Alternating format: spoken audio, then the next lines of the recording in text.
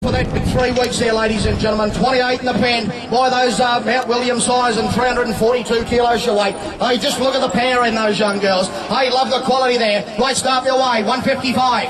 45. I bet 45 the best. I bet $1.45, but $5 down, I bet $1.45 the bed. I bet a 145. The Western weaner sales wrapped up at Hamilton on Thursday with a heifer sale of about 2,200 heifers with Landmark and Elders. Miles Fitzner joins me from Landmark. Miles, a market that you would say that ended up fairly tough but had a few highlights? Yeah, and I think you're right, mate. We had obviously a pretty handy yarding of cattle here today across the Angus and Heifers.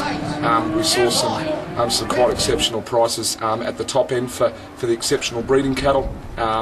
We saw sort of up to $1.82 for the top of the Angus heifers of Doug Robinson's and Angana cattle. It's sort of 340 odd 50 kilos.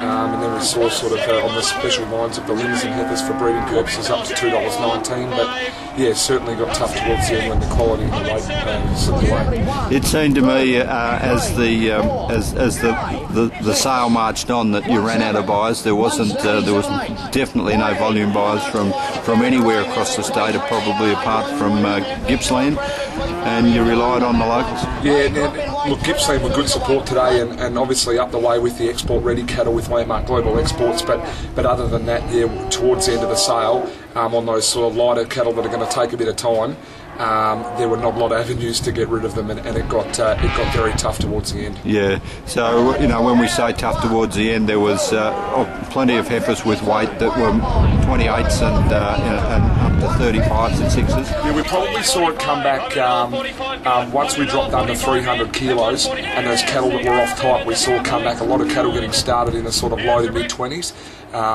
Then we probably, when it got down to those lighter cattle at sort of 240 to 270 kilos that were off type, but still handy enough heifers, we were back to the $10s, $15s, and having to work pretty hard to get them to 25 or 30. Yeah, with the forecast of the day and the weather that was about understandably not a really big crowd in attendance, but a good crowd still all the same. Yeah, solid crowd, a lot of vendors, but at the start, when you call up the gallery, you sort of have a fair idea if they're 2 or 3 deep, the buyers, and they certainly weren't.